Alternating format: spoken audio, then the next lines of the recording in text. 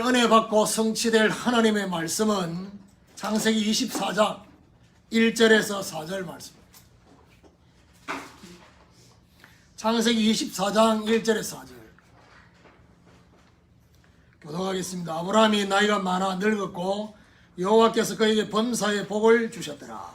아브라함이 자기 집 모든 소유를 바친 늙은 종에게 이르되 청하건대 내 허벅지 밑에 내 손을 넣어라. 내가 너에게 하늘의 하나님 땅의 하나님이신 여호와를 가리켜 맹세하게 하노니 너는 내가 거주하는 이 지방 가나안 족속의 딸 중에서 내 아들을 위하여 아내를 택하지 말고 내 고향 내 족속에게로 가서 내 아들 이삭을 위하여 아내를 택하라. 아멘. 이삭의 아내를 준비하려는 아브라함이라는 제목으로 말씀을 증거하기로 합니다.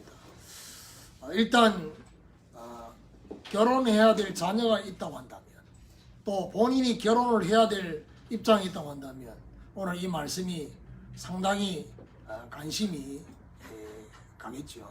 너 말고 넌 아직 멀었어. 그래서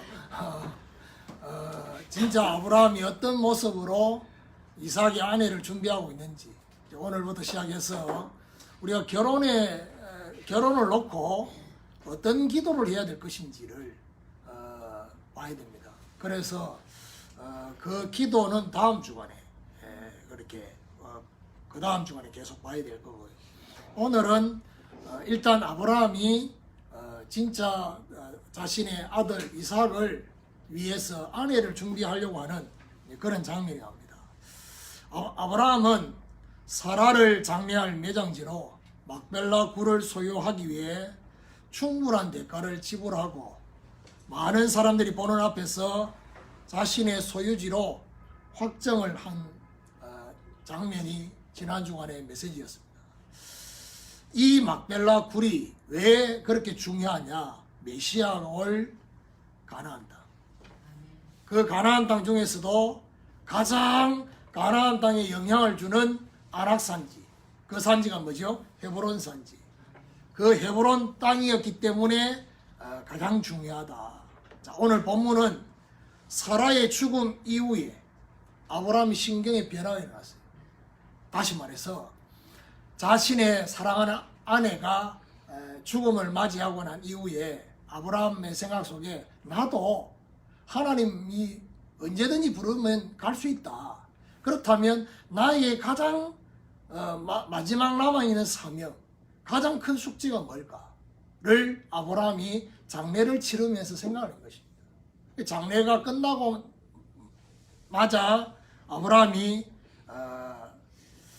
아들 이삭의 아내를 준비하기 위해서 오늘 본문에 이 종의 이름은 나오지 않았지만 늙은 종이라고 되어 있어요. 그러니까 아브라함이 처음에 하나님이 아들 주겠다, 이 아들 이 후사를 줘서 하늘의 별같이 바다의 모래알같이 창세기 15장에 말할 때 하나님 너무 신경 쓰지 말고 우리 집에 있는 저 엘리에셀이나 하나님 앞에 그때 말했던 엘리에셀, 이 엘리에셀이 아마 늙은 종이 아닌가 성경학자들은 공통적으로 그래 말하고 있습니다. 이 늙은 종에게 오늘 본문에 뭐죠? 맹세하도록 하는 장면이 나오고 있습니다. 오늘 이삭의 아내를 준비하려는 아브라함의 중요한 사명을 발견하는 이런 축복이 있기를 예수 그리스도 이름으로 축원합니다. 그럼 첫 번째로 하나님의 복을 받은 인생입니다. 1절을 보면 아브라함이 나이가 많아 늙었고 여호와께서 그에게 범사의 복을 주셨더라 했습니다. 사라의 죽음 이후에 아브라함의 나이가 많아 늙었다라고 말하고 있습니다. 굳이 나이가 많아 늙었다는 표현을 왜 했을까요? 그거는 바로 이제 남은 사명이 얼마 없다는 것입니다. 그러니까 저와 여러분이 이 새해를 맞이해서 나이 하나를 더 먹고 신경이 복잡해지는 사람도 있을 겁니다. 아마 너무 기분이 좋고 이런 것보다는 나이가 들수록 앞자리가 달라지는 사람도 있어요. 학년 앞자리가 3에서 4로 4에서 5로 5로 6, 6에 이것 때문에 신경이 복잡할 수도 있어요.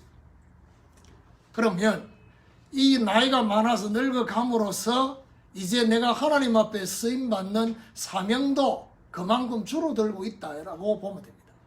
그래서 나이가 많아 늙었지만은 중요한 말은 그 다음이란 말이에요. 나이가 많아 늙었고라고 했는데 사실은 이 문장 앞뒤를 쳐다보면 늙었지만 이제 이렇게 보는 게 더 좋은 거예요. 늙었지만 여호와께서 그에게 범사에 복을 주셨더라. 분명히 나이가 많아 늙었습니다. 그런데 하나님으로부터 범사에 복을 받았다는 이 표현을 하고 있습니다. 자, 이 말은 뭔 말입니까? 모든 사람이 모두 다 받는 복이 아니라, 아브라함이 받은 이 복은 모든 사람이 다 받는 복이 아니라 구별된 자가 받는 복이에요. 이게 범사의 복을 받는. 성경 창세기 39장에도 범사가 형통했다라는 요셉의 그 말씀처럼 이거는 누구나 다 받는 메시지가 아닙니다. 누구나 다 받는 복이 아니라 하나님이 구별한 사람, 하나님을 떠난 모든 인생을 두고 어떻게 인생을 결론을 짓느냐. 하나님의 사람 모세가 시편 90편 10절에 인생의 연수가 70이요 강건하면 80이라도 그 연수의 자랑은 수고와 슬픔뿐이라 했습니다. 그 말은 무슨 말이죠? 인생을 마감할 때 탁 돌아보면 하나님 역사하신 것, 하나님 인도하신 것, 기도 응답 주신 것, 이런 것보다는 정말 내가 고생하고 정말 힘들었던 것, 이런 것들이 더 많이 기억나는 것이 모든 하나님을 떠난 인생은 그렇다는 얘기입니다. 그런데 아브라함은 달랐어요. 아브라함은 나이가 많아 늙었지만 아브라함은 범사에 하나님이 복을 주셨습니다. 아브라함이 받은 가장 근원의 복이 뭐냐? 영적인 구원의 복이요.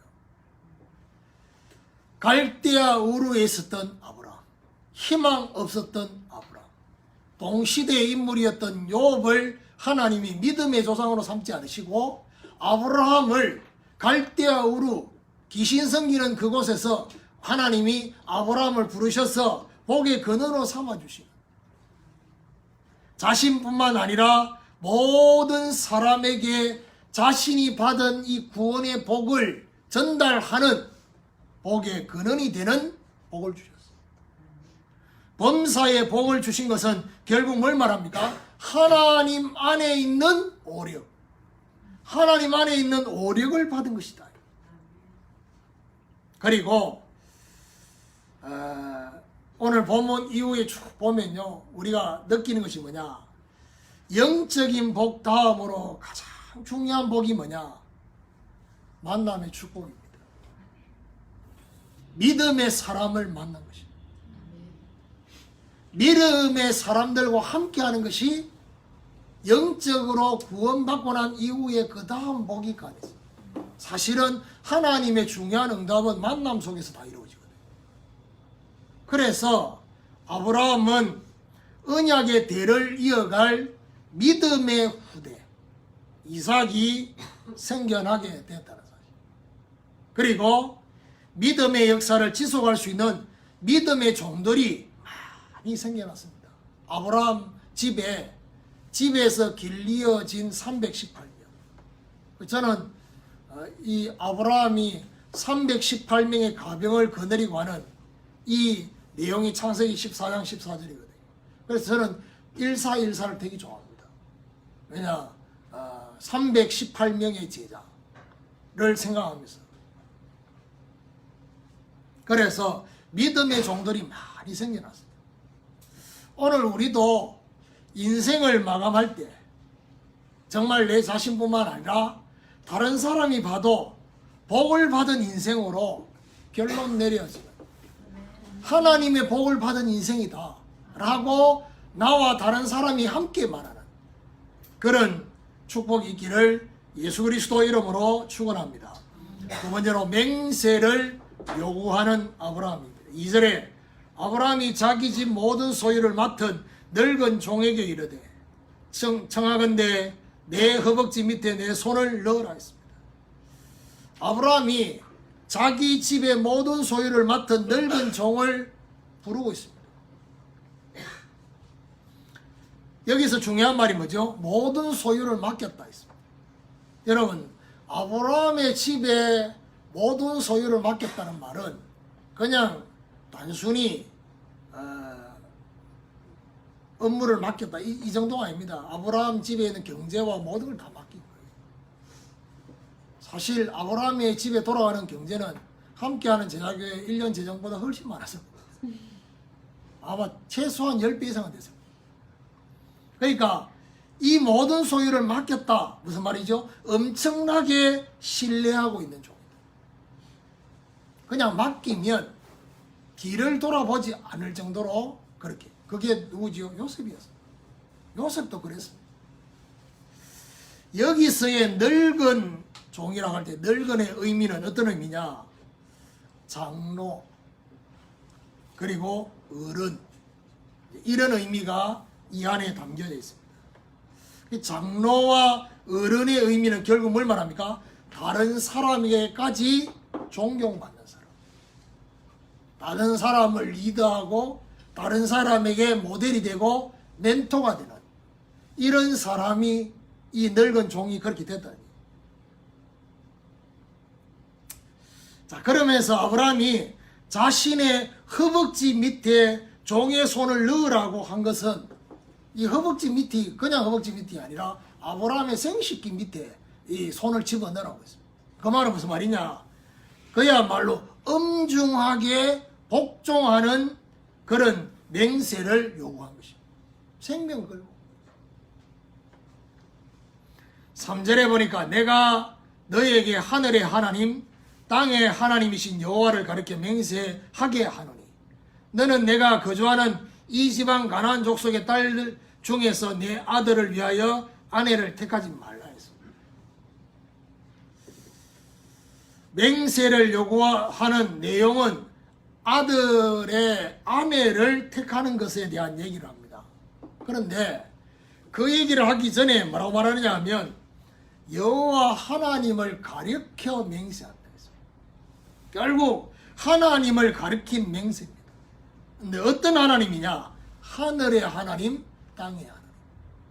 하늘과 땅의 하나님이란 말은 모든 만물의 주관자가 되십니다.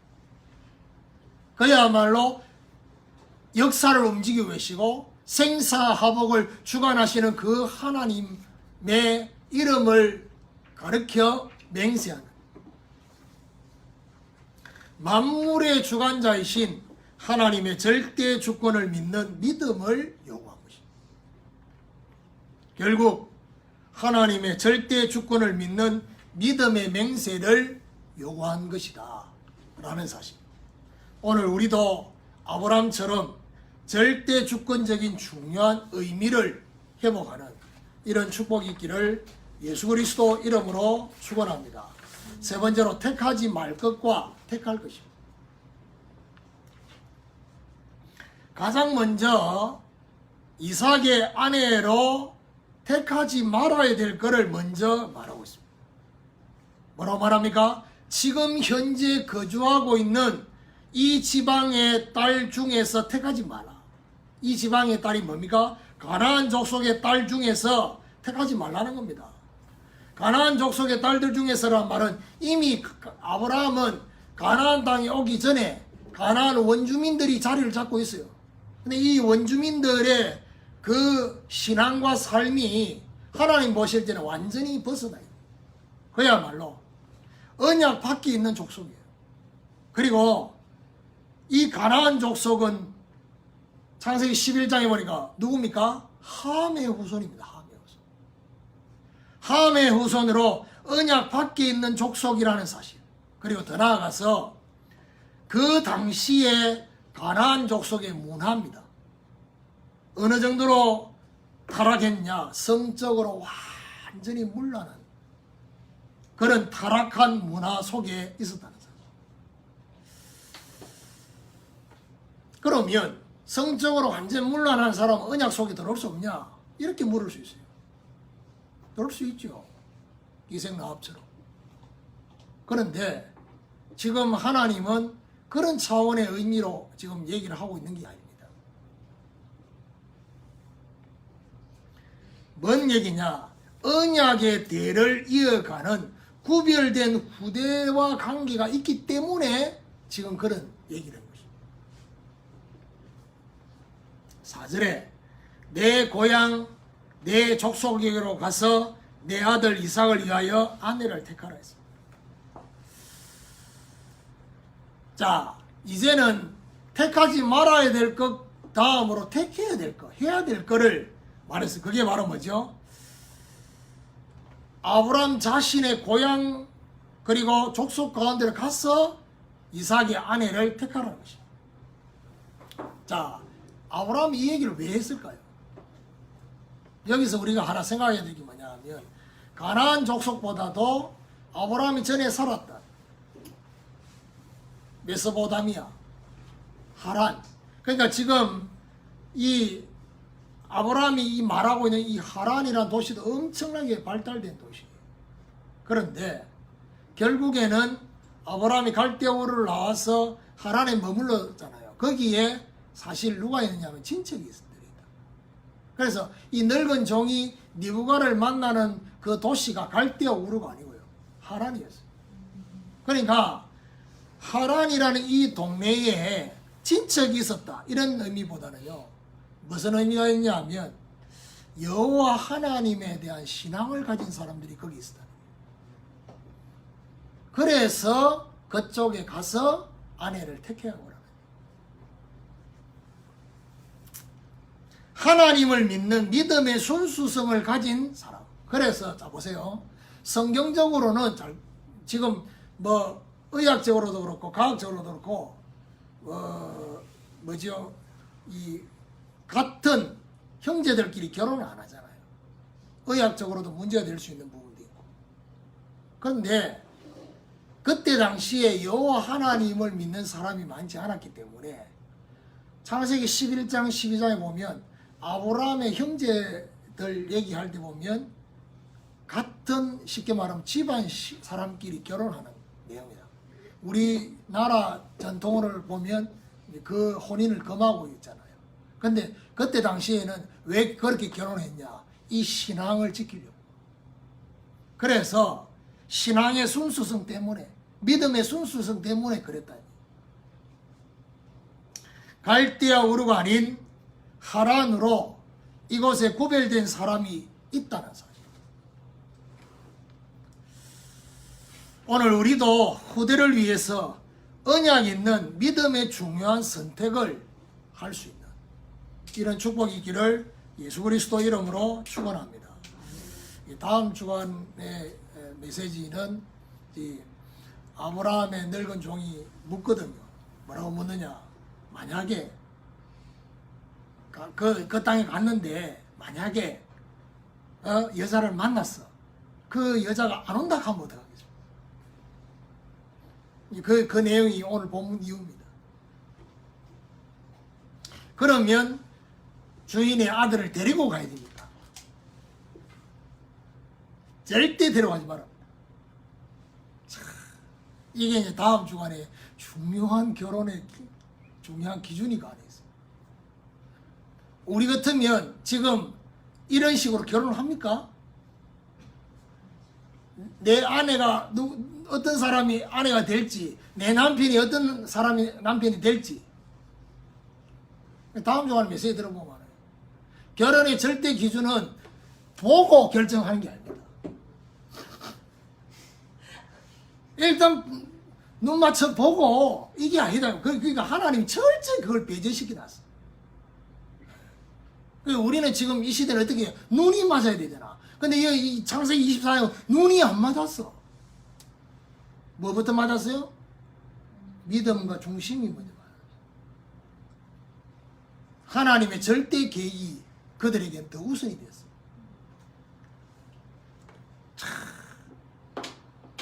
하나님을 신뢰하지 못하면 이런 선택을 할 수 없어요. 남자들은요, 나이가 많이 들수록 여자를 택할 때 보면요, 오로지 이뻐야 됩니다. 남자분들이 재혼하는 이 여자의 기준은 무조건 이뻐요. 근데 여자분들은 안 그래요. 나이가 들수록 쳐다보는 거죠. 남편의 주머니를 봅니다. 주머니가 두둑하냐, 내 노후를 책임져 줄 수 있냐, 이 얘기거든요. 그러니까 오죽했으면 결혼을 빨리 하지 않으면 정신 차리면 절대로 갈 수가 없네. 왜냐, 주머니 생각하랴, 이 생각 저 생각 안 된다는 얘기거든요.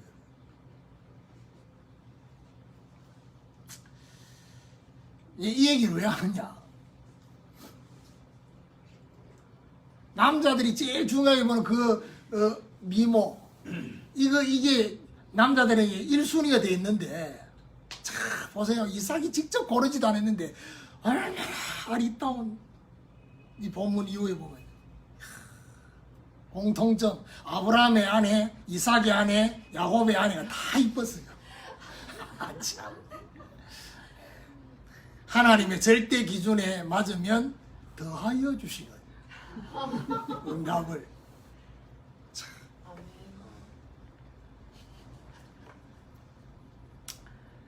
각자가 기도하고 있는 여러 가지 제목들이 있겠죠. 우리 자녀를 놓고 기도하는 제목들이 분명히 있을 거라고. 그래서 이 기도 제목을 다음 주간부터 잘 잡으셔야 돼요. 결혼에 대해서.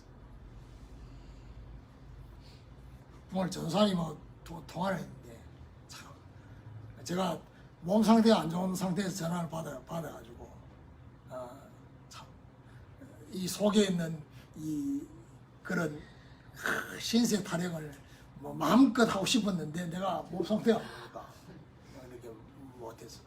결국 뭔 얘기냐, 새해를 딱 들었으니까 뭐죠? 나이를 하나 더 봅니다. 근데 결혼은 안 하고 있지.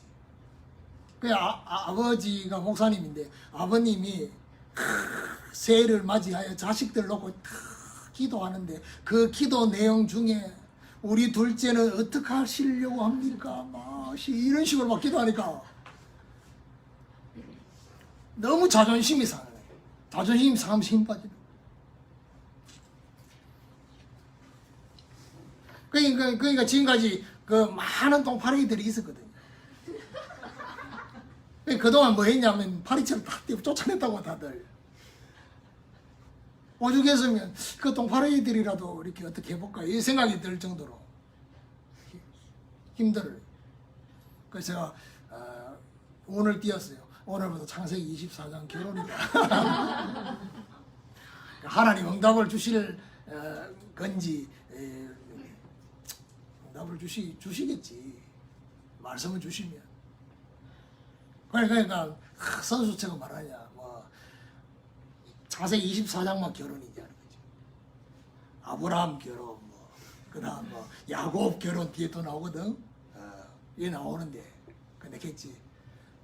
다 나오는데 요 커플들이 나오는데 제일 좋은 결혼에 대한 장이 어디냐? 창세기 24장. 그래서 이걸 길게 다뤄라. 좀 많은 생각을 하라고. 그러니까 이게요 한 2달 푹 삼겨야지 결혼에 대한 기도 제목이 바뀐다고. 그동안 기도하다가 막 응답이 없으니까 이 기도 제목 던져버리고 저거를 이렇게 던져버리고 다 던져버리고 지금 남아있는 게 없어. 똥파래에도 옷이 없었어. 이런 분위기인데 이제 다시 기도 제목을 다시 붙잡고 다시 새롭게 정리정돈을 해야 되네.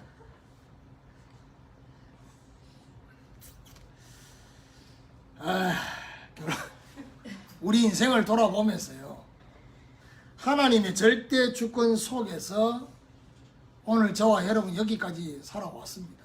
아멘. 절대 우연이 아니잖아요. 아멘. 하나님 주신 복에 대해서 확인하셔야 돼요. 정말 10년 전, 20년 전 내 모습을 생각하면서 지금 내가 이 모습으로 살고 있다는 자체가, 전에는 개념도 없었는데, 경제 개념도 없고 모든 개념 없었는데 하나님이 다 정리정돈시켜가지고 사람 만드시는 하나님의 수고를 하십니까? 그래서 하나님이 저와 여러분을 복 받은 인생으로 이렇게 이 자리까지 오게 하셨거든요. 이걸 확인하셔야 돼요. 그리고 하나님께서 분명히 저와 여러분에게 언약을 이루시기 위해서 인생 전체를 준비하셨음을 확인하고 감사해야 돼요.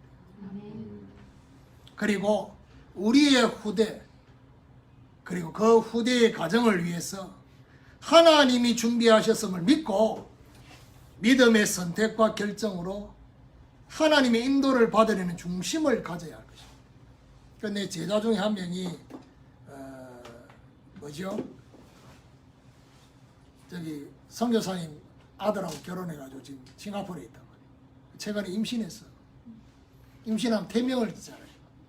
태명을 막 성경적으로 막 이렇게 막 했는데 그 모든 것이 다 밀려나고 엄마가 진 태명이 돼요.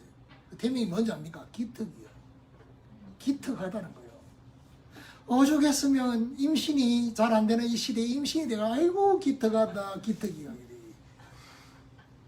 태명이요. 근데 중요한 건 뭐죠? 그 기특이가 이 땅에 태어나서 계속 기특이 나거든.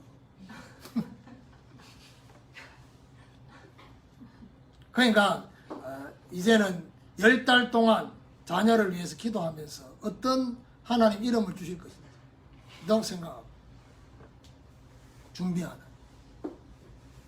제가요 우리 집에 그 아들 그 자녀들은 이 확률이 있단 말이에요. 이 진짜 돌림이거든요.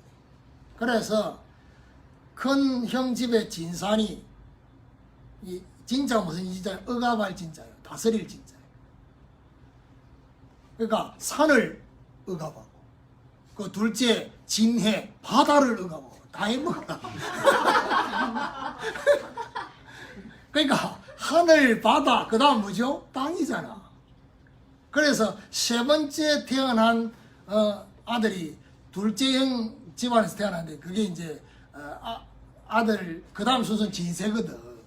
근데 우리 그 셋째 형이 진세 이름 어감이 너무 세다는 거요.